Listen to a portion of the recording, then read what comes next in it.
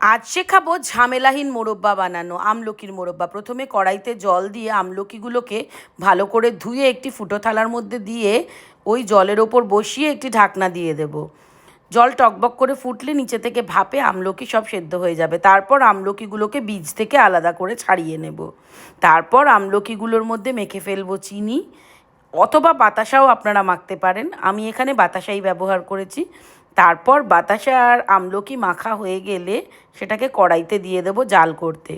একটু অল্প পরিমাণে নুনও দেবো, আর দেবো দারচিনির গুঁড়ো। সব কিছু খুব ভালো করে দিয়ে জাল করব।